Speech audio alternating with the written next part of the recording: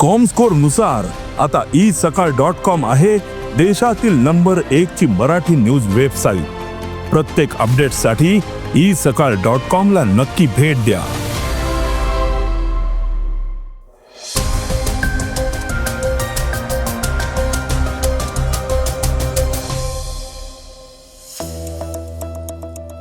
मुंबई ते Vijaydurg ro pax फेरी सेवा सुरू होणार आहे। भूमी अभिलेख कर्मचारी बेमुदत संप पुकारणार आहेत। कापूस खरेदीला 31 मार्च पर्यंत मुदतवाढ देण्याची मागणी केली आहे। गुवाहाटी आणि ढाका दरम्यान मैत्री बस सेवा सुरू होणार आहे। चेहरा ओळखण्याच्या तंत्रज्ञानामुळे विमानतळावर प्रवेश सुलभ होईल। हार्दिक पंड्याच्या फटक्याने भारतीय खेळाडू जखमी झालाय। प्रियांका चोप्राने बॉलिवूड सोडण्यामागचं कारण उलगडलंय। या बातम्या आपण आजच्या पॉडकास्टमध्ये ऐकणार आहोत। नमस्कार, मी अनिरुद्ध गद्रे। आज 22 फेब्रुवारी वार रविवार। तुम्ही ऐकत आहात देशातील number 1 Marathi news website isakal.com चं पॉडकास्ट। पॉडकास्टची पहिली बातमी आहे रो पॅक्स प्रवासी फेरी सेवेची।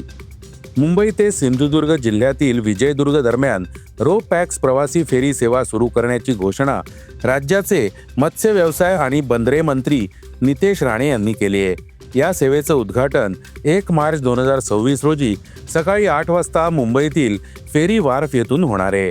त्यामुळे मुंबई आणि कोकण दरम्यान सागरी मार्गाने जलद आणि आरामदायी प्रवासाचा पर्याय उपलब्ध होणार आहे। राज्यातील महाराष्ट्र सागरी महामंडळ यांनी या मार्गावर रो पॅक्स प्रवासी सेवा चालवण्यासाठी M2M फेरीज प्रायव्हेट लिमिटेड या कंपनीला परवानगी दिली आहे। ही कंपनी सध्या मुंबईतील भाऊचा धक्का ते मांडवा या जलमार्गावर रोरो सेवा चालवते। या क्षेत्रातील त्यांना चांगला अनुभव आहे। मुंबई विजयदुर्ग मार्गावर MM प्रिन्सेस हे आधुनिक जहाज चालवण्यात येणार आहे। एका फेरीत सुमारे 620 प्रवासी आणि 35 वाहनं वाहून नेण्याची या जहाजाची क्षमता आहे। या मार्गाने मुंबईहून विजयदुर्ग येथे अवघ्या 6 ते 7 तासात पोहोचता येणार आहे। फेरीचं वेळापत्रकही जाहीर करण्यात आलंय। मुंबईहून दर बुधवारी आणि शनिवारी सकाळी 8 वाजता फेरी सुटेल, तर विजयदुर्गहून दर गुरुवारी आणि रविवारी दुपारी 12 वाजता परतीची फेरी सुटेल। पॉडकास्टची दुसरी बातमी आहे भूमी अभिलेख विभागाच्या कर्मचाऱ्यांची। राज्यभरातील भूमी अभिलेख विभागाच्या कर्मचाऱ्यांनी त्यांच्या दीर्घकाळापासून प्रलंबित असलेल्या तांत्रिक आणि प्रशासकीय मागण्यांकडे सरकार दुर्लक्ष करत असल्याच्या विरोधात निषेध जाहीर केलाय। मागण्या पूर्ण न झाल्यास कर्मचारी 2 मार्च पासून काळ्या फिती बांधून बेमुदत संपावर जातील असा इशारा भूमी अभिलेख कर्मचारी कृती समितीने दिला। कर्मचारी प्रतिनिधींनी जलसंपदा आणि पालकमंत्री राधाकृष्ण विखे पाटील यांची भेट घेऊन निषेधाचं निवेदन सादर केलं। निवेदनात तांत्रिक वेतन श्रेणी लागू करणं, भूसर्वेक्षक आणि संवर्धन भूसर्वेक्षकांच्या वाढीव पदांना सामावून घेण्यासाठी सुधारित रचनेला मान्यता देणं, भूसर्वेक्षकांच्या प्रवास भत्त्यांचा त्यांच्या पगारात समावेश करणं आणि विभागाचं खाजगीकरण थांबवण्याची मागणी करण्यात आली। याशिवाय तांत्रिक ज्ञान नसलेल्या अधिकाऱ्यांची या विभागात बदली करू नये, शेत रस्ते सर्वेक्षणाबाबतच्या सरकारी निर्णयात सुधारणा करावी आणि जमाबंदी आयुक्त हे पद भारतीय अभियांत्रिकी सेवेतून भरावं अशी मागणी कर्मचाऱ्यांनी केली। पॉडकास्टची तिसरी बातमी आहे कापूस खरेदीची। आमदार सुधीर मुनगंटीवार यांनी 2025-26 हंगामातील कापूस खरेदीला मुदतवाढ देण्याची मागणी केली आहे। खरेदीसाठी जाहीर करण्यात आलेली 27 फेब्रुवारी ही अंतिम मुदत 31 मार्च 2026 पर्यंत वाढवण्याची मागणी त्यांनी मुख्यमंत्री देवेंद्र फडणवीस यांच्याकडे केली आहे। यासोबतच CCI मुंबईचे चेअरमन ललित कुमार गुप्ता यांच्याकडेही निवेदनाद्वारे मागणी केली आहे। मुख्यमंत्र्यांना पाठवण्यात आलेल्या पत्रात सुधीर मुनगंटीवार यांनी म्हटलं आहे की भारतीय कपास निगम लिमिटेड मार्फत MSP अंतर्गत कापूस खरेदीची अंतिम तारीख 27 फेब्रुवारी निश्चित करण्यात आली आहे। कपास किसान ॲपवर नोंदणीकृत शेतकऱ्यांना या मुदतीपूर्वी स्लॉट बुक करून जवळच्या खरेदी केंद्रावर कापूस विक्री करण्याचं आवाहन करण्यात आलं आहे। मात्र राज्यातील अनेक भागात झालेल्या अतिवृष्टीमुळे शेतीत अद्याप ओलावा कायम असून कापूस वेचणी आणि काढणीला विलंब होतोय। चंद्रपूर जिल्ह्यासह विविध ठिकाणी मोठ्या प्रमाणात पाऊस झाल्याने अनेक शेतकऱ्यांच्या घरी अजून कापूस पोहोचलेला नाही, त्यामुळे ते MSP योजनेचा लाभ घेण्यापासून वंचित राहण्याची शक्यता व्यक्त होतीये. पॉडकास्टची चौथी बातमी आहे भारत आणि बांगलादेशमधील बस सेवेची. तारिक रहमान बांगलादेशचे पंतप्रधान झाल्यानंतर भारत आणि बांगलादेशमधील संबंध सुधारण्यास सुरुवात झाली आहे.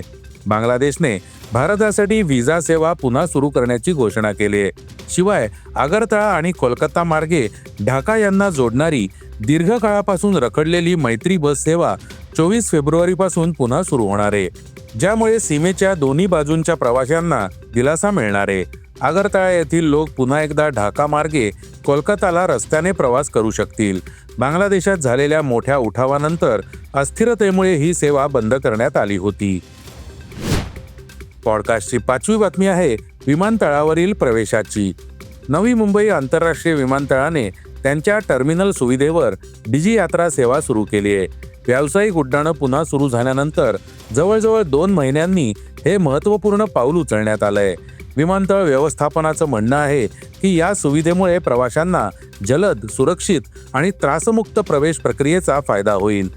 नवी मुंबई आंतरराष्ट्रीय विमानतळ नागरी उड्डाण मंत्रालयाच्या देशव्यापी डिजी यात्रा उपक्रमात अधिकृतपणे सामील झालंय.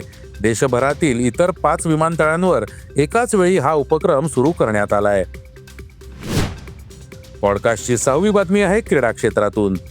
दक्षिण आफ्रिकेविरुद्धच्या सुपर 8 फेरीच्या सामन्यापूर्वी टीम इंडियाने तयारी सुरू केली आहे. सुपर 8 सामन्याच्या 2 दिवस आधी टीम इंडियाने अहमदाबादमधील नरेंद्र मोदी स्टेडियममध्ये संध्याकाळचा सराव केला. भारतीय फलंदाज नेटमध्ये सराव करत असताना हार्दिक पंड्याने एक शॉट मारला. हा शॉट इतका शक्तिशाली होता की तो थेट वेगवान गोलंदाज सिराजच्या गुडघ्यावर लागला.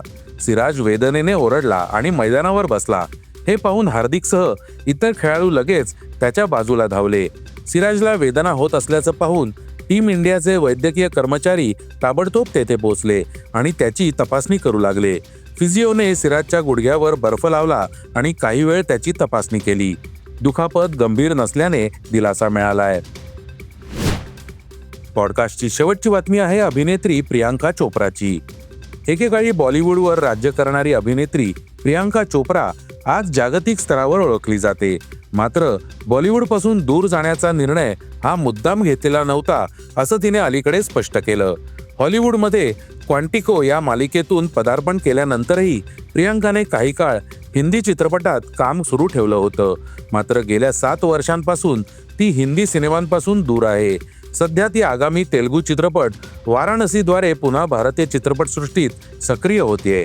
प्रियांका म्हणाली, मला कधीही बॉलिवूड पूर्णपणे सोडायचं नव्हतं.